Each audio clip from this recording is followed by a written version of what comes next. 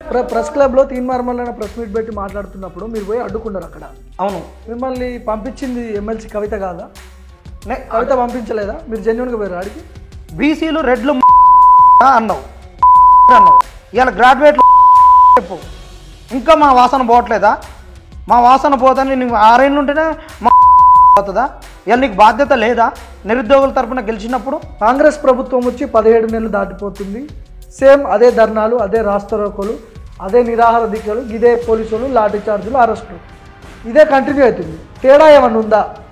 ముందు రోజేమో సీఎం రేవంత్ రెడ్డి గారు 60,000 ఉద్యోగాలు ఇస్తుంటే ఆయన 70,000 ఉద్యోగాలు ఇచ్చినట్టు, ఒక్క రోజులో 10,000 పెరిగినట్టు. కాంగ్రెస్ రాకముందుకు అశుద్ధమైంది, ఇదికి వచ్చేసరికి శుద్ధం ఎట్లయితుంది? అది మలీనమైంది, ఈరోజు మలీనం ఎట్లయితుంది? ఓవర్ నైట్ కాదు. 60,000 ఉద్యోగాలు ఇచ్చినామని చెప్తున్నారు, వాస్తవమేనా? వాస్తవాలు కాదన్న, వాస్తవాలు ఏంటంటే ఇప్పుడు ఈ ఉద్యమము ప్యూర్ అంటే జెన్యూన్ ఉద్యమమా, లేదంటే ఎవరైనా రెచ్చగొట్టి మిమ్మల్ని ముందు పెట్టి చేపిస్తున్నారా? రెచ్చగొడుతుందికి ఏమన్నా మేము చిన్న పొరగాలమా? ఏదో పిప్పర్మెంట్ ఇచ్చి చిన్న పొరగాన్ని దగ్గర తీసుకొని జోగొట్టినట్ట. ఇప్పుడు ఎమ్మెల్సీ కవిత ముందు జనార్దన్ని ముందు పెట్టి ఉద్యమం చేపిస్తుంది అనేది కూడా ఉంది. మరి మేము ఉద్యమం చేసినప్పుడు కవితకు అసలు బయట లేదు కదా, జైల్లో ఉంది కదా. మరి ఆ రోజు మరి కవిత క్యాన్ నుంచి జైలు నుంచి నాతో ఫోన్లో మాట్లాడిందా? చేయమని చెప్పిందా? ఎన్నిసార్లు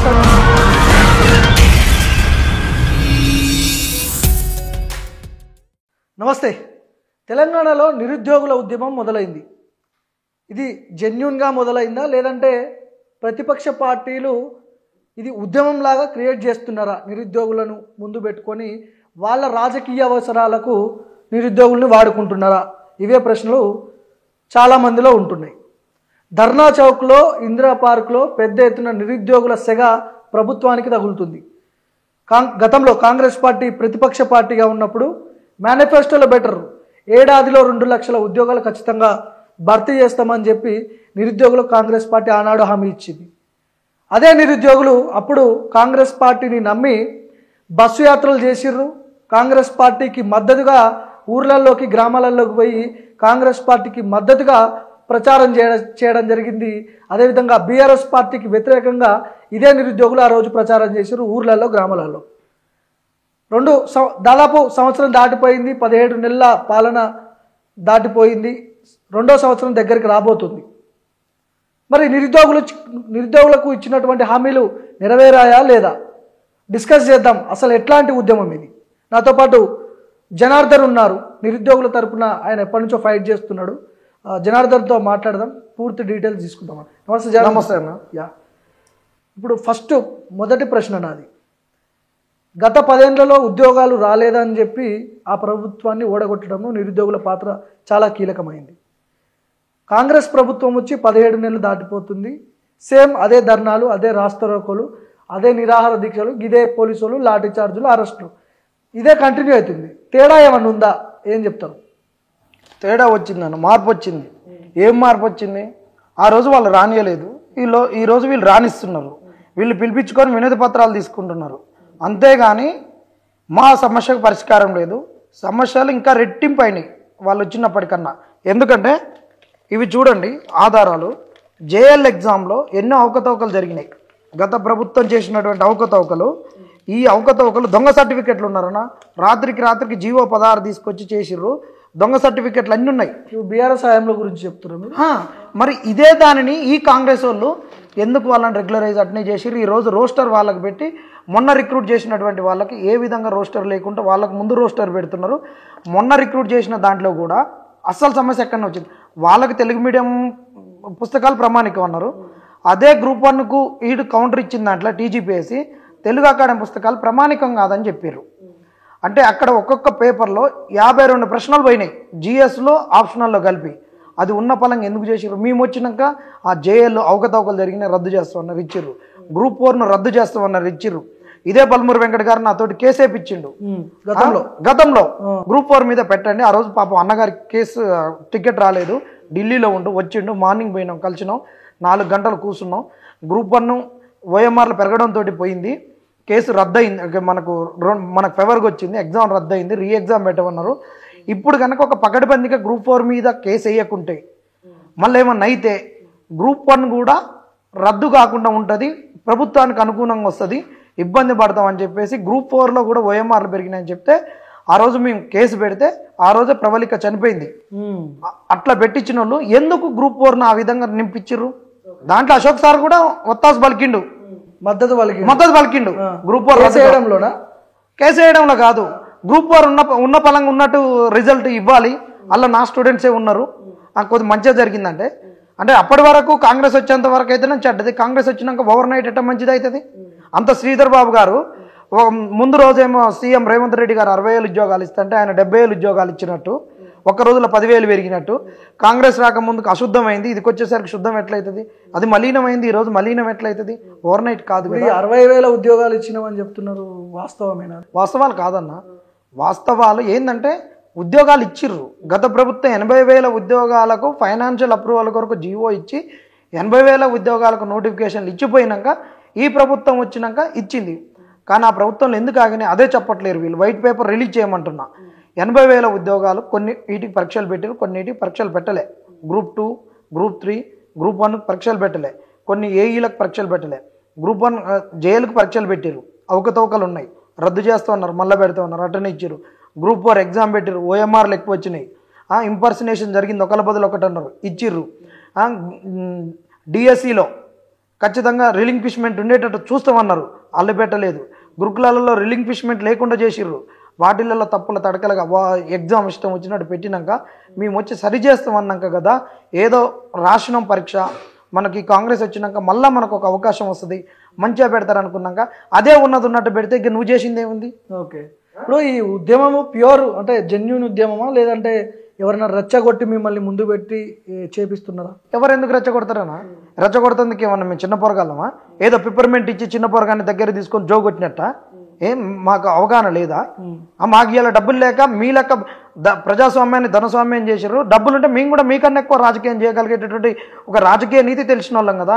ఎంఏలు, ఎంఎస్సీలు, పిహెచ్డీలు, ఐఐఎంలలో డిగ్రీలు అయిపోయినటువంటి వాళ్ళు, ఐఐటీలో డిగ్రీలు అయిపోయినటువంటి వాళ్ళు, మెడికోస్ కూడా ఈరోజు ఉన్నారు కదా. వీళ్ళందరికీ సోయలేదా? ఏం ఒకళ్ళు రెచ్చగొడితే రెచ్చిపోయేటటువంటి గాంధీ భవన్ ముట్టడి చేయడానికి వచ్చిన దాంట్లో బీఆర్ఎస్కి సంబంధించిన వాళ్ళు కూడా కనపడ్డారు. నాకు సింధు రెడ్డి అనే అమ్మాయి కూడా కనపడ్డది. అమ్మాయి బీఆర్ఎస్ పార్టీలో తిరుగుతుందని చెప్పి చాలామంది, మీకు సంబంధించిన వాళ్ళు చాలామంది చెప్పారు. అట్లాంటి వాళ్ళు ఇన్వాల్వ్ అయితే ఇది ఉద్యమం జెన్యూన్ ఉద్యమం ఎట్లయితుంది? కాదు, మేము ఒకటి చెప్తున్నాం. ఏమంటున్నామంటే వాళ్ళు ఏ పార్టీ అయినా కానీ పార్టీలని ఆహ్వానిస్తున్నాగా, మాకు శక్తి సరిపోవట్లేదని. ఇలా మేము మీడియా ముఖంగా కూడా చెప్తున్నాం. అందరు వచ్చి మాకు లిప్ సర్వీస్ ఇచ్చేటోళ్ళే. అయ్యో పాపం ఏమైంది, మీరు ఇట్ట చేయరి అట్ట చేయరి, నిరుద్యోగ ఉద్యమం మంచిది, దీన్ని ఒక స్ట్రీమ్ లైన్ చేయాలని చెప్పేటోళ్ళు ఉన్నారు. దీన్ని ఎట్టనైనా మనం తీసుకొని పోవాలనేటోళ్ళు ఒకళ్ళు ఉన్నారు. దీన్ని మళ్ళొక్క గతంలో మనల్ని మోసం చేసిన బీఆర్ఎస్ వాళ్ళ దగ్గర పోవద్దు అనేటోళ్ళు ఉన్నారు. కాంగ్రెస్ దోకా తిన్నది, కాంగ్రెస్ మనల్ని మోసం చేసింది, వాళ్ళ దగ్గర పోవద్దు అనేటోళ్ళు అందరూ ఉన్నారు. అందరి మీద తప్పు పట్టట్లేము, అందరూ వాళ్ళ నిజాయితీని శంకించట్లేము, వాళ్ళ ఆలోచన విధానాన్ని మేము శంకించట్లేదు. కానీ ఉద్యమం నడవాలన్నప్పుడు పైసలు ఎక్కడి నుంచి వస్తాయి? ఇలా కోట్ల కేసు వేస్తే పైసలు నుంచి వస్తాయి. ఇలా మేము అక్కడి నుంచి అశోక్ నగర్ డబ్బులు బీఆర్ఎస్ వాళ్ళు ఇస్తారా మీకు అని అందరిని అడుగుతున్నాం అన్న, అందరిని అడిగే క్రమంలోనే అన్ని పార్టీలను కూడా మేము వచ్చి మాకు మద్దతుగా నిలవండి, ఆర్థికంగా మద్దతు నిలవండి, లీగల్గా మద్దతు నిలవండి అని అడుగుతున్నాం. వాళ్ళు ఉద్యమం చేసేటప్పుడు కూడా వచ్చినప్పుడు బాజాప్తా మీరు వచ్చే కాడికి కండు వేసుకొని రారి, మేము వేదికల మీదకి మీటింగ్లో పిలిచినప్పుడు కండు వేసుకొని రారు అంటున్నాం. అట్లా పిలిచేటప్పుడు మరి వీళ్ళే బీఆర్ఎస్లో ఉన్నప్పుడు, బీఆర్ఎస్ వీళ్ళు ఉన్నప్పుడు కండువలు వేసుకొని రావడానికి వీళ్ళకేం బొప్పి అంటున్నాం. ఇలా మీరు అన్నటువంటి పేరు సింధు రెడ్డి కాదా? వాళ్ళు నేను ఇందాక చెప్పిన పేరు ఆమె నిరుద్యోగ కాదంటారా? నిరుద్యోగే కదా. నిరుద్యోగే. మరి ఇప్పుడు ఎన్ఎస్ఈఐ వాళ్ళు నిరుద్యోగులు లేరా? ఉస్మాన్ యూనివర్సిటీలో లేరా? వెంకట్ లేరా? సీను లేడా? బీఆర్ఎస్ వాళ్ళు లేరా? బీఆర్ఎస్ జంగయ్య లేడా? తర్వాత దశరథ్ లేడా? తర్వాత రాకేష్ లేడా? ఎంతమంది లేరు? సీను నాయక్ లేడా? ఎంతమంది బీఆర్ఎస్ వాళ్ళు లేరు? శశిపాల్ వీళ్ళందరూ ఉన్నారు కదా, చాలా మంది ఉన్నారు కదా. మరి వాళ్ళందరూ ఎందుకు జెండాలు వేసుకొని చెప్తున్నారు? ఇప్పుడు నువ్వు కూడా అట్టనే చేయాలి కదా. తప్పేముంది? ఇగో బీఆర్ఎస్వి ఇది సభ, బీఆర్ఎస్వి సభ, ఓన్లీ బీఆర్ఎస్వి వాళ్ళే పోవాలి. మరి బీఆర్ఎస్వి ఈమె ఎట్లా పోయింది? బీఆర్ఎస్వి దాంట్లో ఆమె ఉన్నదా ఇప్పుడు? దాంట్లో ఉన్నది, సింధు రెడ్డి అని ఉంది. ఇక్కడ మరి కేటీఆర్ గారు కూడా ఒకసారి చూపి ఇట్లా కెమెరాకి. ఓకే, ఆ రౌండ్ రౌండ్ ఆ పేరు సింధు రెడ్డి అని ఉంది, బీఆర్ఎస్వి అని ఉంది. ఇక్కడ మళ్ళీ బీఆర్ఎస్వి సభకే పోయింది, ఎక్స్క్లూజివ్గా బీఆర్ఎస్వి వాళ్ళకే, బీఆర్ఎస్వి కాదు. అంటది. ముందు వచ్చినటువంటి లెటర్ ఏంటంటే కేసీఆర్ దగ్గర పోయేటప్పుడు వచ్చింది లెటర్, నాకు తెలియదు బీఆర్ఎస్వికి వాళ్ళు అనుకోకుండా పెట్టి నాకేం సంబంధం ఉంటుంది. బీఆర్ఎస్వికి నీకు సంబంధం లేకుండా నేను తీసుకొని పోయారు, అయిపోయింది, ఆడికి ఒక లింక్ అయిపోయింది. మరి బీఆర్ఎస్వి ఎక్స్క్లూజివ్ మీటింగ్కి నిన్నెట్ట పిలిచిర్రు? బీఆర్ఎస్పి హోదా ఉంది కాబట్టి పిలిచిరు కదా, నన్ను ఎందుకు పిలవలేదు? నేను ఒక నిరుద్యోగినే కదా. అంటే ఇప్పుడు నేను కొట్లాడేది వాళ్ళకి కనిపించట్లేదా? నీకు పోరాటం కనిపిస్తుందా? లేకుండా నువ్వు నిరుద్యోగివి, నువ్వు బీఆర్ఎస్వి అని పిలిచిర్రా? ఇప్పుడు జనార్దన్, నా ప్రశ్న ఏంటంటే, నువ్వు కూడా బీఆర్ఎస్ వాళ్ళతో మాట్లాడుతున్నావు, హరీష్ రావుని కలిసినావు, కేటీఆర్ని కలిసినావు, వాళ్ళ దగ్గర డబ్బులు తీసుకున్నావు, ఇది వాస్తవం కాదా? తీసుకున్నా, డబ్బులు తీసుకున్నా, బరాబర్ చెప్తున్నా. తీసుకొని వచ్చినాక దేనికి పెట్టినాం? నాతోటి ఎవరు వచ్చిర్రు? ఏ కేసులు పెట్టినాం? ఇవాళ శివసార్ దగ్గర కేసు వేసినాం, సుధీర్ సార్ కాడ కేసు వేసినాం, దాని తర్వాత మళ్ళీ డివిజనల్ బెంచ్కి పోయినాం, సింగిల్ సుప్రీంకోర్టు వరకు ఎస్ఎల్పికి పోయినాం. కేసులు వేసింది ఏ లేదా? కేసులు పెట్టలేదా? ఒక్కొక్క కేసుకి అడ్వకేట్కి ఎంత తెలియదా? వీళ్ళకందరికి లీగల్ సెల్లులు ఉన్నాయిగా. వాళ్ళ లీగల్ సెల్లుల దగ్గర సర్వీస్ మ్యాటర్స్లో టాప్ అడ్వకేట్లు ఉన్నారా? ఈవెన్ బీఆర్ఎస్ దగ్గర లేరు, బీజేపీ దగ్గర లేరు, ఎక్కడ లేరు. ఇలా ఒక్కొక్కరు ఇప్పుడు మొన్న మెయిన్స్ ఎగ్జామ్కు రచనారెడ్డి మేడం వచ్చింది, సురేందర్ రావు సారు, విద్యాసాగర్ రావు సారు, ఇంకా చాలా మంది వచ్చారు కదా. మరి వీళ్ళందరికీ డబ్బులు యాడ్ నుంచి వస్తాయి? మా శక్తి ఎంత? 5 రూపాయల భోజనం తినేటోళ్ళం ఒకటేసారి 1 కోటి రూపాయల కార్లలో తిరుగుతున్నా, బెంచ్ కార్లలో తిరుగుతున్నా, మాకు డబ్బులు యాడ్ నుంచి వస్తాయి? మరి ప్రతిపక్ష పార్టీలు మీరు ఎలక్టోరల్ బాండ్స్ ఎందుకు తీసుకుంటున్నారు? మీ పార్టీలు రన్ చేయడానికే కదా. మీ పార్టీలు ఇలాంటి వాళ్ళకు గురించి కొట్లాడుతుందికే కదా. మీకు గత 10 ఏళ్లలో ఉద్యోగాలు రాలేదు, విద్యార్థులకు నిరుద్యోగులకు న్యాయం జరగలేదని చెప్పి మీరే ఆ పార్టీకి వ్యతిరేకంగా గ్రామాల్లో తిరిగి బస్ యాత్రలు చేసిర్రు, ఆ పార్టీకి వ్యతిరేకంగా ప్రచారం చేసిర్రు, ఓడగొట్టారు. మొత్తానికి మీ పాత్ర అయితే ఎంతో కొంత ఉన్నది, ఖచ్చితంగా ఉంది, ఎంతో కొంత కాదు, మంచిగానే ఉంది. మళ్ళీ అదే ఓడగొట్టిన పార్టీకి మళ్ళీ మీరు పోయి వాళ్ళని గెలవడం, వాళ్ళ సపోర్ట్ తీసుకోవడం, వాళ్ళ దగ్గర డబ్బులు తీసుకోవడం, మళ్ళీ అదే పార్టీ అధికారంలోకి వస్తే మీ సైడ్ ఎట్లా నిలబడుతుంది? గత 10 ఏళ్ళలో చేయని వాళ్ళు ఫ్యూచర్లో అధికారంలోకి వస్తే ఎట్లా చేస్తారని మీరు అనుకుంటున్నారు? మీరు చెప్పిన దాంట్లోనే సమాధానం ఉంది. బీఆర్ఎస్కు ప్రచారాన్ని బోట్ల నేను ఇప్పుడు కాంగ్రెస్కి ప్రచారం చేసినట్టు ఎమ్మటే వీళ్ళు ఓవర్ నైట్లో పతితులైనట్టు, ఇప్పుడు ఓవర్ నైట్లో ఉద్యోగాలు మారినట్టు, ఓవర్ నైట్లో వీళ్ళు గత నోటిఫికేషన్లు చెడ్డై మంచి అయినట్టు కాలం మేము చేసే పోరాటానికి మీరు మద్దతు. ఏ దుకాణం మంచి చేసుకుర్రా? ఓడిపోగానే ఏమన్నా పార్టీని మూతేసుకుర్రా? పార్టీని క్లోజ్ చేసుకోలే కదా. ఇక్కడ రాజకీయ పార్టీకి ఉన్నారు కదా. రాజకీయ పార్టీకి ఉన్నప్పుడు ఎలక్టోరల్ బాండ్స్ తీసుకొని ప్రజల నుంచి డబ్బులు తీసుకొని ట్యాక్స్ ఫ్రీగా డబ్బులు తీసుకున్నప్పుడు ప్రజల పక్షాన కొట్లాడాల్సిన బాధ్యత లేదా? ఓడిపోయినాక సంస్కరించుకోవాల్సిన బాధ్యత లేదా? ఆ పార్టీలో మద్దతు అడగడం తప్ప నేను పోయి అమ్మట బీఆర్ఎస్ మంచిది, బీఆర్ఎస్ చాలా మంచిదైంది, బీఆర్ఎస్కి ఓటేమని నేను ప్రచారం చేసినా? చేయలే కదా. చేయనప్పుడు మరి నన్ను ఎందుకు అట్లా అడుగుతారు వీళ్ళు? నన్ను అడగకూడదు కదా. ఇప్పుడు ఎమ్మెల్సీ కవిత ముందు జనార్దన్ ముందు పెట్టి ఉద్యమం చేపిస్తుంది అనేది కూడా ఉంది. కవితక్క మరి కవితక్క దగ్గరికి మరి నేను పోయి ఎప్పుడు నేను నీ తరఫున ఉద్యమం చేస్తా, కాంగ్రెస్ మీద ఉద్యమం చేస్తా అని చెప్పినా? ఎక్కడ చెప్పినా? కవితక్క దగ్గర ప్రభుత్వం మీదే కదా ఫైట్. మేము ఫైట్ ప్రభుత్వం మీద చేస్తున్నా. కవితక్క మరి మేము ఉద్యమం చేసినప్పుడు కవితక్క అసలు బయట లేదు కదా, జైల్లో ఉంది కదా. మరి ఆ రోజు మరి కవిత క్యాన్ నుంచి జైలు నుంచి నాతో ఫోన్లో మాట్లాడిందా? చేయమని చెప్పిందా? ఎన్నిసార్లు కవితక్క ఇంటికి పోయినావు? ఎందుకు పోయినావు? ఒక్కడిని పోయినావు? ఎంతమందితోటి పోయినావు? ఏది పోయినా ఉద్యమం ముందుకు నడవడానికి. మరి ఇదే కేసీఆర్ గారు ఉద్యమం నడవడానికి ఒకరోజు కూలి చేసి కోట్ల కూలి పైసలు తీసుకున్నాడు కదా, ఉద్యమం కొరకే కదా.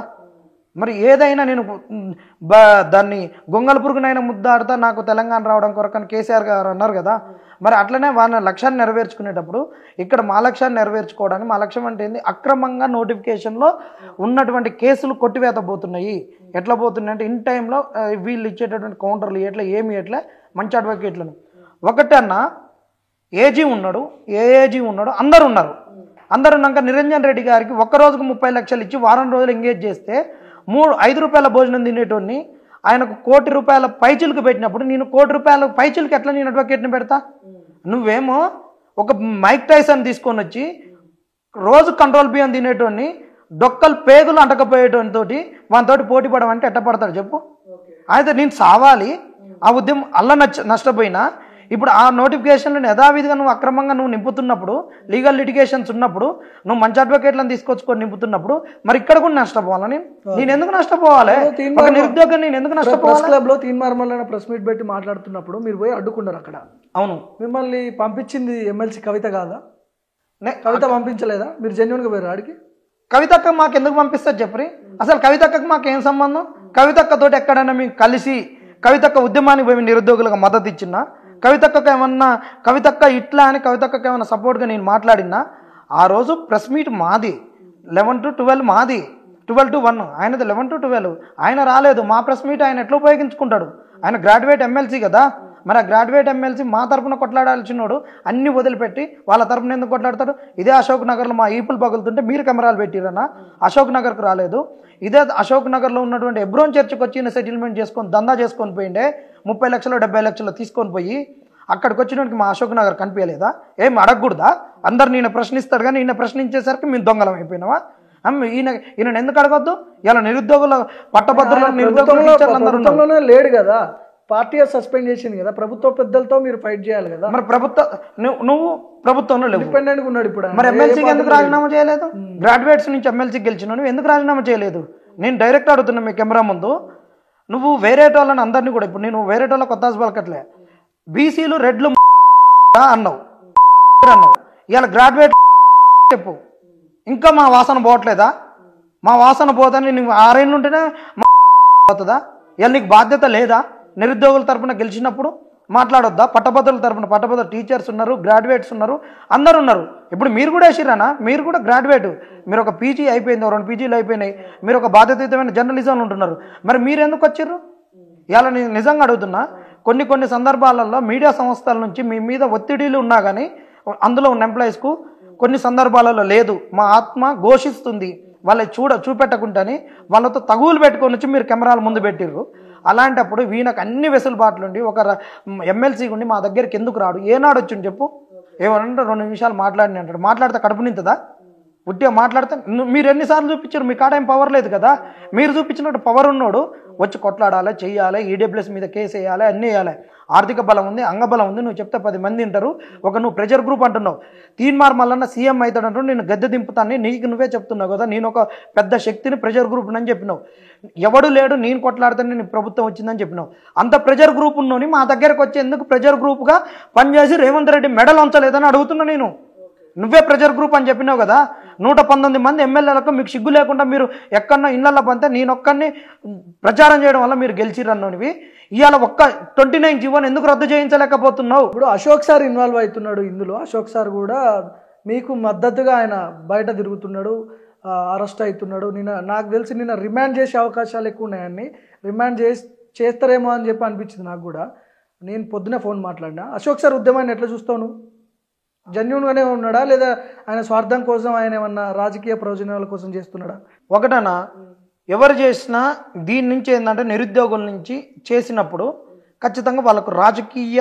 అవకాశాలు పెరుగుతాయి ఇవాళ అట్లా పెరిగినాయి కాబట్టే బల్మూరి వెంకట గారికి ఎమ్మెల్సీ వచ్చింది రియాజ్ గారికి గ్రంథాలయ సంస్థల చైర్మన్ వచ్చింది ఇది అత్యంత శక్తివంతమైన ఒక ప్రెజర్ గ్రూపు మిగతా ప్రెజర్ గ్రూపులను అన్నిటిని కలుపుకొని పోయి ఇదే లాస్ట్కు నిలబడేటటువంటిది ఓటర్ను ప్రభావితం చేసేటువంటి పార్టీలను మార్చేటటువంటిది ఆ క్రమంలో ఆ ప్రెజర్ గ్రూప్ను డ్రైవ్ చేసినటువంటి వ్యక్తిని నేను ఆ ట్రైన్ను నడిపినటువంటి వ్యక్తిని నేను ఈ భోగిళ్లలో జనాలను ఎక్కించుకొచ్చి ఓట్లు గుద్దిచ్చినటువంటి నేనని చెప్పుకొని చెట్టు పేరు చెప్పి కాయలు అమ్ముకుంటారు ఈ రైలుకు ఈ ఉద్యమానికి ఈ ప్రెజర్ గ్రూప్కి అంత ప్రతిష్టత ఉంది కాబట్టి అందరూ వాడుకోవాలని చూస్తారు ఆ క్రమంలో చేసేటప్పుడు ప్రతి ఒక్కళ్ళ మీద కూడా నిందలు వస్తాయి ఇప్పుడు మా మీద నిందలు వచ్చినట్టు వస్తాయి అశోక్ సార్కి ఒకటే అంటున్నాం నువ్వు డ్రైవరు కాదు నువ్వు లోకో పైలటు కాదు మేము నడిపేటటువంటి దానికి ఒక దిక్సూచిగా ఉండు ఒక గూడ్స్ గార్డుగా ఉండు నేనే నడుపుతుంటే మాత్రం ఎవరు ఊరుకోరు అన్ని సర్వం నేనే అంటే వడుకోడు మేము లేమా మేము కొట్టాడట్లేమా సంవత్సరం నుంచి నువ్వు ఎక్కడున్నావు 29 అప్పుడు నువ్వు ఎక్కడున్నావు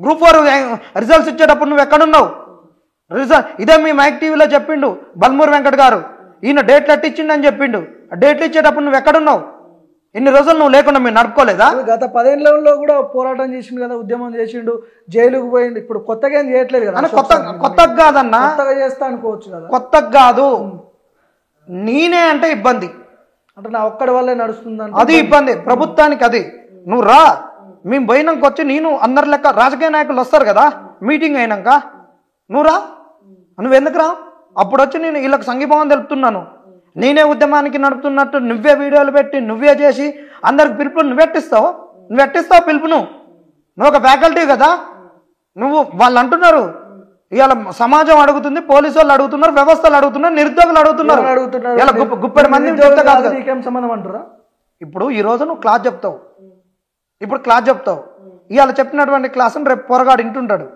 నువ్వు వాడు వినే టైంకి పోయి ఉద్యోగాలు రావు, నోటిఫికేషన్ రావు, రాని నోటిఫికేషన్ గురించి నువ్వు ఎందుకు చదువుతావు అంటావు, నువ్వు బయటకు వచ్చి ఉద్యమం చేయమంటావు. రాని నోటిఫికేషన్ గురించి ఇప్పుడెందుకు క్లాసులు చెప్తావు, వచ్చినాక చెప్పొచ్చు కదా.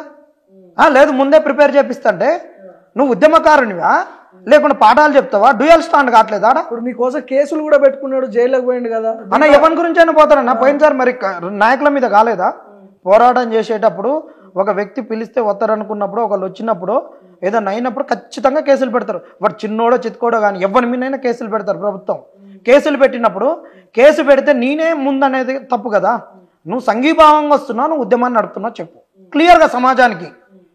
నేనే ఉద్యమ రథసారథిని, నేనే ఉద్యమ నాయకులను తయారు చేస్తుంటే అందరు చేసేటోళ్ళు కదా. ఏం స్వార్థం ఉండొచ్చు ఇందులో? ఏం స్వార్థం ఉందా? అయింది ఇప్పుడు నేను అంటున్నది కాదు, సమాజం అంటున్నది, అందరు అడుగుతున్నది. ఆయన ఒక ఎమ్మెల్సీగా పోటీ చేసిండు కదా, కంటెస్ట్ చేసిండు కదా, రేపు చేయడానికి ఉండదు కదా. ఖచ్చితంగా నీకు రాజకీయ స్వార్థం ఉందంటారు. నువ్వు రేపు ఎమ్మెల్సీకి నెక్స్ట్ ఇమ్మీడియట్గా 2026లో మళ్ళన్నది అయిపోతుంది. 26 అయిపోయినాక ఎమ్మెల్సీ ఎలక్షన్స్ వస్తాయి, నెక్స్ట్ ఎమ్మెల్యే ఎలక్షన్స్ వస్తాయి. ఏదైనా క్లారిటీ అవసరం అన్న. మనం ముసుగులో గుద్దులాట ఉండొద్దు. అవును బై, నేను బాగా చెప్తా, నేనే నడుపుతా ఈ ఉద్యమం, నాతోటి వచ్చేటోళ్ళు ఉంటే రారి. మీకు దమ్ముంటే కాంగ్రెస్ వాళ్ళు నేనే ఉద్యమం నడుపుతున్నా, నా మీద కేసులు పెట్టుకుంటే పెట్టుకోరండి.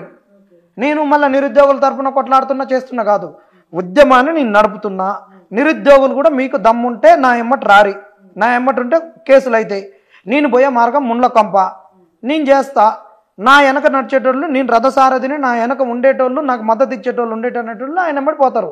అప్పుడు గవర్నమెంట్ కూడా క్లారిటీగా ఉంటుంది. అశోక్ అనేటోడు ఒక ఉద్యమం చేస్తుండు, ఆయనకు ఒక లక్ష్యం ఉంది, ఆయన ఎమ్మటి పోయేటోళ్ళు ఉన్నారో చేస్తారు. ఎస్, మేము నిరుద్యోగులం, మేము ఏమనలేదు. మా బస్ యాత్ర చేసేటప్పుడు నేను ఏ పదవులు అడగలేదు, ఏం ఆకాంక్షించలేదు. మాకు కావాల్సింది నోటిఫికేషన్లు. మేము నోటిఫికేషన్ల గురించి కొట్లాడుతున్నాం. మీకు రాజకీయ కాంక్ష లేదంటే ఎస్, ఒకవేళ మీరు రాజకీయాలు చేయాలనుకున్నప్పుడు రాజకీయంగా వేరే పార్టీకి పోయేటప్పుడు మా రాజకీయ భవిష్యత్తుని మేము ప్రకటించిపోతాం అనేది కూడా అప్పుడు మీరు రాజకీయం ఏ స్వార్థం ఉన్నప్పటికీ కూడా మీకైతే మద్దతు తెలుపుతున్నాడు కదా, మద్దతు మాట్లాడుతున్నాడు, తిరుగుతున్నాడు. నేను అసెంబ్లీ గాంధీ భవన్ ముట్టడికి మీకు మద్దతు వచ్చిండు, సపోర్ట్ అవుతుంది మరి గట్టనే ఉంది. కాంగ్రెస్ కూడా మీ ఉద్యమానికి సపోర్ట్ చేయని వాళ్ళు చాలా మంది ఉన్నారు కదా. సపోర్ట్ చేయని వాళ్ళని కాదు, ఇక్కడ మంచి చేయడానికి వచ్చినప్పుడు చెడే ఎక్కువ ఉంటుంది. అసలు చేయనంతో ఏం లేదు కదా లొల్లి. వాడు చేయట్లా, నిరుద్యోగులం మేము చేసుకుంటున్నాం కదా, మా శాత కావట్లేదు నేనే చేస్తున్నప్పుడు నువ్వేమని అంటున్నారు వాళ్ళు ప్రభుత్వం. ఆయన ఎందుకు మీరు వస్తే మేము చర్చలు చేస్తాం అంటున్నారు, ఆయన లేకుండా మేము చేసుకోలేమా? నువ్వు క్లారిటీగా చెయ్యి. ఇప్పుడు సింధురెడ్డి కూడా నేను బీఆర్ఎస్వి అని చెప్పుకో, ఓటొద్దు అంటుండు. నేను బీఆర్ఎస్వి మీటింగ్లో పోతా, బీఆర్ఎస్వి కాదంటావు. బీఆర్ఎస్లోకి ఎందుకు పోయినంటే నాకు కేటీఆర్ అంటే ఇష్టం అంటావు. కేసీఆర్ కాడికి ఎందుకు పోయినంటే నేను తీసుకుపోయి నేను నిరుద్యోగుల తరఫున మాట్లాడినంటావు. కేసీఆర్ అంటే కేటీఆర్ అంటే ఇష్టం అంటే ఒక బహిరంగ సభకు వచ్చినప్పుడు రా, ఆడు వచ్చినప్పుడు అవుతుంది. అక్కడ నువ్వు నిలబడు. నేను కలవడానికి పోయినా ఆయన అంటే సభ అంటే నాకు ఇష్టం అంటే అవుతుంది. వాని నట్టింట్లో పోయి వాని దగ్గరికి పోయి వాని సభకు పోయి చేసినాక ఎట్లుంటుంది చెప్పు? అది పద్ధతి కాదు కదా. ఏం తీసుకొచ్చిన ఎవిడెన్సెస్ ఏమున్నాయి నీ దగ్గర దీనికి సంబంధించి, ఈ ఉద్యమానికి సంబంధించి ఏం చెప్పదలుచుకున్నావు నువ్వు? అన్ని ఉన్నాయన్నా, వీళ్ళు మాట్లాడినటువంటి తప్పులు ఉన్నాయి. ఎవరు ప్రభుత్వంలో ఉన్న, ఇప్పుడు ప్రభుత్వంలో ఉన్న వాళ్ళ అసలు నిన్న మేము పోయింది ఎందుకన్నా, మేము ఎందుకు పోయినని చెప్పు. ఇక ప్రియాంక గాంధీ గారు యూత్ డిక్లరేషన్ ఇచ్చారు, 2 లక్షల ఉద్యోగాలు. బ్రైట్నెస్ పెంచావా అది? 2 లక్షల ఉద్యోగాలని ప్రియాంక గాంధీ గారు ఇప్పుడు ఏడాదిలో ఇగో చూడ్రి 2 లక్షల ఉద్యోగాలు ఏడాదిలో వాళ్ళు అక్కడ పెట్టిన సరూర్ నగర్ డిక్లరేషన్ ఇవన్నీ ఉన్నాయి. దాని గురించేగా మేము నిన్న పోయింది. అశోక్ సార్ను మేము కంటానట్లేము సార్, మీరు క్లారిటీగా ఉండండి, క్లారిటీ తాడుతోటి ఉండండి. నిరుద్యోగుల ఉద్యమానికి నేనే నాయకత్వం వహిస్తున్నా. జడ్జి దగ్గర కూడా నిరుద్యోగులకు ఎవరు లేరు, ఎవ్వడు మాట్లాడట్లేడు. లీడర్ అయితే ఉండాలి కదా అబ్బా, ఇంత పెద్ద ఉద్యమం నడుస్తున్నప్పుడు ఒక లీడర్ ఉండాలి కదా. నువ్వు లీడర్ అన్నప్పుడు నువ్వు నిజంగా నేను వీళ్ళకి ఉద్యమాలు చేస్తున్నా, నువ్వు ప్రకటించుకో. వీళ్ళు ఎవరు లేరు, ఎవరి శాత కావట్లేదు, నేను ప్రకటించుకో. నీ ఎమ్మటి వచ్చేటోళ్ళు వస్తారు, ఇంకో చేసేటోళ్ళు చేస్తారు. అసలే కొట్టేటోళ్ళు ఎవరు లేడు, నేను ఉండబట్టికి ఇది నడుస్తుంది. ఎవడు చేసేటోళ్ళు లేడు, నేనే దిక్కు. అసలు లేనోనికి అక్కమ్మ కూడా దిక్కు అన్నట్టు వీళ్ళకి దిక్కు దివాన లేనోళ్ళు ఎవరు చేసుకోలేను. సంవత్సరం నుంచి చేయట్లేమా? సంవత్సరం నుంచి ఎవరు లేడు, మీరు నడపట్లేదా? కేసులు వేయలేదా? నువ్వేమన్నా కేసులు వేసినావా? ఈరోజు ఎవరు డబ్బులు వేయలే కాబట్టి నీకు ఎంతో కొంచెం చేతనైంది. చేతనైనంత వరకు ఉండు. అన్ని నాయంటే కుదరదు కదా. ఏదో ఇల్లు కట్టుకుంటేందుకు నువ్వు అప్పించినావు అనుకో, ఇల్లు అప్పించిన కాబట్టి ఇల్లు నాదంటే ఊరుకుంటావా? అవునా కాదా? ఇప్పుడు పెళ్లి సంబంధం ఆర్థికంగా ఎప్పుడు హెల్ప్ చేయలేదు అశోక్ సార్ ఈ ఉద్యమానికి? కేసులు వేసే విషయంలో కావచ్చు, పోస్టర్లు ఇవన్నీ తిరుగుతున్నారు కదా, చేసిరు కాబట్టి గౌరవం ఉంది. నువ్వు వస్తాన్నందుకు సంఘీభావాన్ని ఆహ్వానిస్తున్నావు. ఎందుకు చేయకూడదు? అందరు చేయాలి. చెయ్యనోళ్ళు కూడా చెయ్యాలంటున్నాం. ఇన్స్టిట్యూట్లు ఇవాళ మా నుంచి సొమ్ము వచ్చింది కదా. నువ్వు ఓట్లేస్తే గెలిచినటువంటి కాంగ్రెస్ పార్టీనే మా వల్ల వచ్చిందని నిలదీసి అడుగుతున్నాం కదా. మా వల్ల డబ్బులు వస్తున్నాయి కదా, మీకు వ్యాపారం జరుగుతుంది కదా. Pay back to the society బహుజన్లే కదా అందరూ. అంబేద్కర్ సిద్ధాంతాలని చెప్తారు కదా, ప్రతి పోస్టర్ మీద పూలే అంబేద్కర్ గారు ఉంటారు కదా. Pay back to the society నువ్వు ఎందుకు ఇవ్వవు? మా మీద డబ్బులు వచ్చినప్పుడు నువ్వు ఎందుకు ఇవ్వవు? ఇవాళ ఎంత ఒక నీతి నిజాయితీతో మాట్లాడుతున్నప్పుడు, మన సమాజం తెలంగాణ సమాజం మారాలన్నప్పుడు నువ్వు ఇస్తున్నావు. మా వల్ల నీకు వ్యాపారం జరుగుతుంది, ఇవి నేను ఉంటుంటున్నావు, ఇచ్చినావు కాబట్టి నీకు ఆ గౌరవం ఉంది.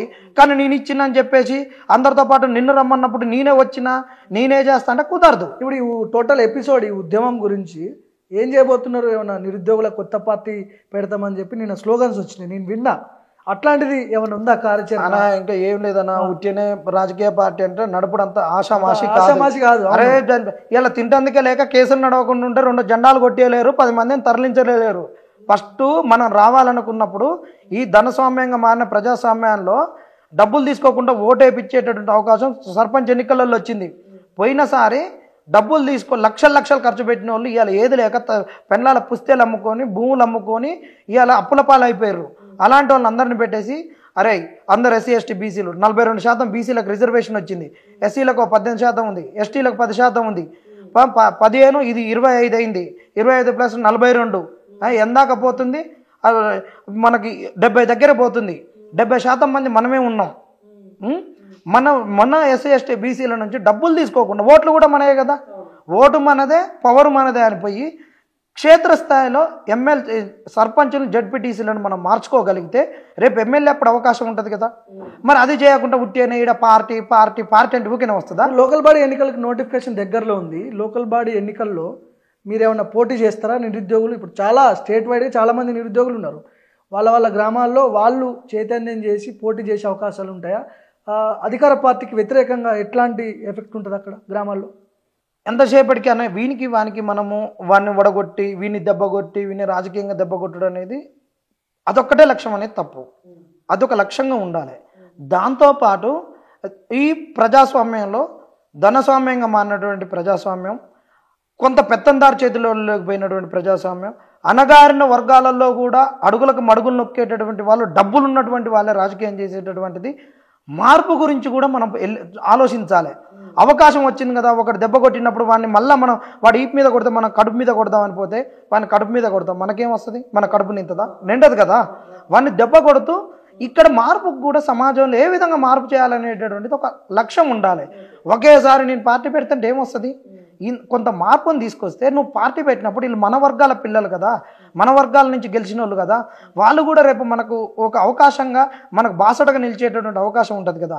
ఈ తరుణంలో సర్పంచ్ ఎన్నికలలో డబ్బుల ప్రమేయం తగ్గించేటట్టు చేస్తూ ప్రతి దగ్గర కూడా ఎస్సీ ఎస్టీ బీసీలు పోటీ చేసినటువంటి వాళ్ళను నిలపాలి, మంచిగా చదువుకున్న వాళ్ళని నిలపాలి.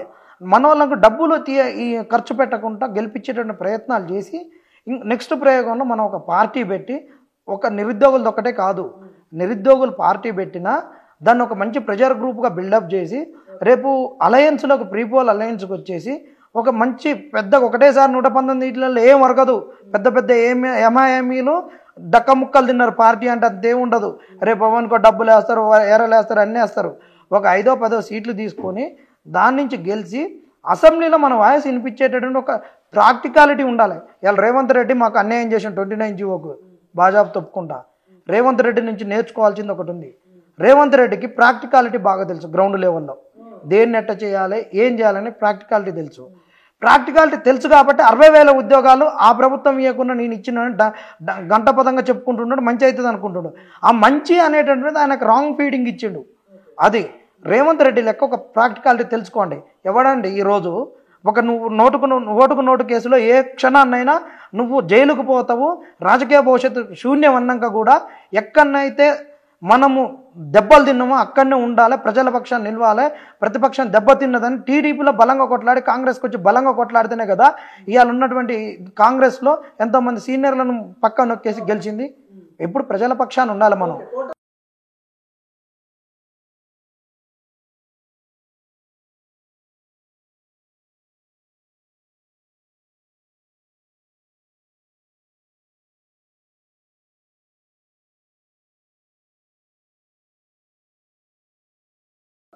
రెండు ఉంటాయన్న. ఎందుకంటే మనకు ప్రభుత్వం తండ్రి లాంటిది. నాన్నని ఫస్ట్ ఏం ఆడుకుంటాం, బతిని ఆడుకుంటాం. ఇయ్యలేదనుకో మన నాన్న మీద కూడా మనం ఘాటుగా మాట్లాడమా, ఒకనొక దశలో ఇంటి నుంచి వెళ్ళిపోతాం కూడా. మీరు ఏం చేస్తారు? ఇంకా 3 ఏళ్ళు ఉంది కదా ఎలక్షన్, 3 ఏళ్ళ తర్వాత మళ్ళీ అప్పుడు ఎలక్షన్ వస్తుంది. ఈ 3 ఏళ్ళు అయితే సాగుతుంది కదా ప్రభుత్వం, మీరు ఏం చేస్తారు అంటున్నా నేను. ఇంతసేపు అడిగిన దానికి దీనికి అల్ల నుంచే సారాంశంగా ఇప్పుడు సమాధానం వస్తుంది. రేవంత్ రెడ్డి ఎంత ప్రాక్టికాలిటీగా ఉన్నాడో మనం అంతే ప్రాక్టికాలిటీగా ఉండాలి. మనం పిలిస్తే ఎంతమంది వస్తున్నారు, ఎట్లా వస్తున్నారు, రాకపోవడానికి కారణాలు ఏంది, నిరుద్యోగులకు ఉన్న ఒడిదొడుకులు ఆవేదన ఉంది కరెక్ట్, ఉద్యోగాలు రాలేదన్నది కరెక్ట్, నీళ్లు నిధుల నియామకాలలో ఎస్సీ ఎస్టీ బీసీ బిడ్డలకు నీళ్లు రాలేదు. ఎవరికి దళితులకు 3 ఎకరాల భూమి వచ్చిందా, బీసీలకు అందరికి భూమి ఉంది, అయినా కొంతమందికే భూమి ఉంది, వాళ్ళకు భూమి లేదు కాబట్టి నీళ్లు మనకు రాలే కదా. తాగునీరు అనేటువంటిది మనకు ఖచ్చితంగా మిలియన్ డెవలప్మెంట్ గోల్స్ అది గవర్నమెంట్ బాధ్యత. మంచినీళ్ళు కూడా ఇవ్వాలి, అది ఫండమెంటల్ రైట్ బతకడం కొరకు. తాగడానికి నీళ్ళు వచ్చినాయి అంతే, నీళ్ళు మనకు రాలే, నిధులు మనకు రాలే.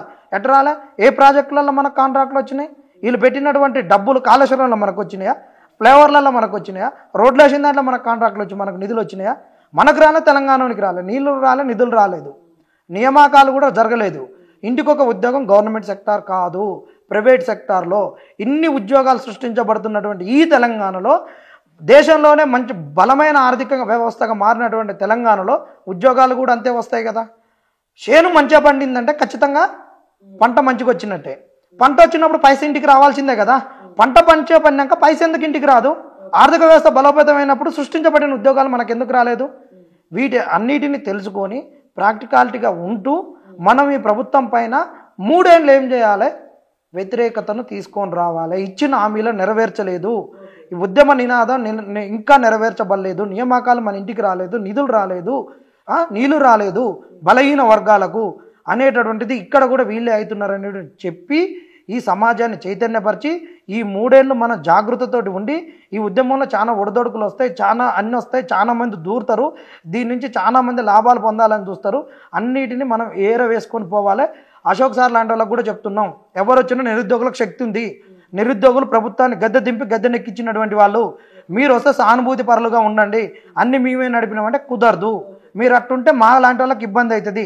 బరాబర్ చెప్తున్నాం, నువ్వు మాకు సానుభూతి పరునివే, నేనుంటే నేను నడిచిందంటే మాత్రం బాగోదని చెప్తున్నాం. అలాంటి వాళ్ళకి కూడా హెచ్చరిక జారీ చేస్తున్నాం. ప్రభుత్వం కూడా ఒళ్ళు దగ్గర పెట్టుకోవాలి. వచ్చినటువంటి తెలంగాణలో మీకు ఒక మంచి అవకాశం ఇచ్చిన 3వసారి ఒళ్ళు దగ్గర పెట్టుకోకుండా ప్రతిదీ ఇలాంటి వాళ్ళని పెట్టి రాజకీయం చేస్తామంటే మాత్రం నిరుద్యోగులు ఊకోరు, మిమ్మల్ని పాతాళానికి తొక్కుతారు. మళ్ళీ మైక్రోస్కోపులు పెట్టుకొని కాంగ్రెస్ గత 10 ఏళ్లలో ఉండనే చరిత్రలో ఎత్తుక్కోవాల్సినటువంటి పరిస్థితి కాంగ్రెస్కి రావద్దు. నిరుద్యోగులు మనం ఒక శక్తికి ఎదుగుదాం. ఎస్సీ ఎస్టీ బీసీ బిడ్డల్ని బీసీ వాదాన్ని అన్నిటిని ముందుకు తీసుకొని పోదాం. తీర్మాన్ మల్లన్న లాంటి తీట మనుషుల్ని కూడా మన ఉద్యమం వైపుకు తీసుకొచ్చి బలంగా పనిచేయించుకునేటటువంటి చేసుకుందాం. ఎవరితోటి శత్రుత్వం లేదు, ఎవరితోటి మనకు వైర్యం లేదు, అందరూ మనోళ్ళే, అందరం కలిసిపోదాం. రైట్.